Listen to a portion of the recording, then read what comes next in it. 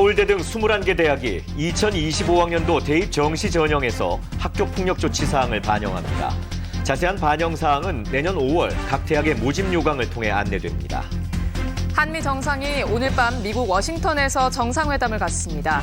한미 양국이 안보와 경제 협력 등을 강화하기 위해 어떤 합의를 이룰지 주목됩니다.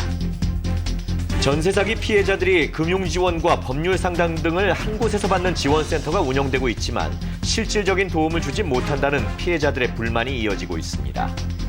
눈병을 동반한 새로운 코로나 변이 바이러스가 국내에 유입된 것으로 나타났습니다. 지난주 하루 평균 확진자 수가 전주보다 20% 가까이 느는 등 주의가 필요합니다.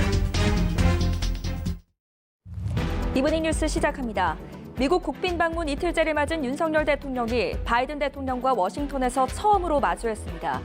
부부 동반으로 친교 시간을 갖고 한국전 참전용사 기념비에 참배했는데 피로 맺어진 70년 동맹을 굳건히 하는 의미를 담았습니다. 윤석열 대통령이 오늘 밤 바이든 대통령과 한미 정상회담에 나섭니다. 대북 확장 억제와 경제 안보 협력, 그리고 우크라이나 전쟁 대응 문제 등이 심도 있게 논의될 것으로 보입니다. 1년 전 검수완박 입법 과정에서 민주당을 탈당해 위장 탈당 논란이 일었던 무소속 민형배 의원에 대해 민주당이 복당을 결정했습니다.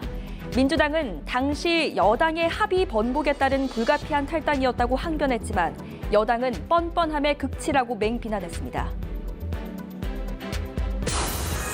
생명보험금을 노리고 남편을 살해한 혐의로 재판에 넘겨진 이른바 계곡살인의 주범 이은혜가 항소심에서도 무기징역을 선고받았습니다.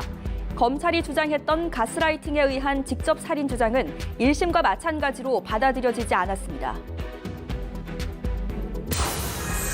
지난해 3월 하청업체 직원이 원청업체에서 작업 중 숨진 사고와 관련해 법원이 원청업체 대표에게 징역 1년의 실형을 선고하고 법정 구속했습니다. 중대재해처벌법이 시행된 이후 원청업체 경영 책임자에게 실형이 선고된 건 이번이 처음입니다. 오는 6월부터 코로나19 같은 감염병 대유행으로 항공기 이용이 어려워지면 마일리지 유효 기간이 연장됩니다. 공정거래위원회는 소비자에게 불리했던 항공사 약관 조항을 소비자의 편의를 높이는 쪽으로 바꾸기로 했습니다.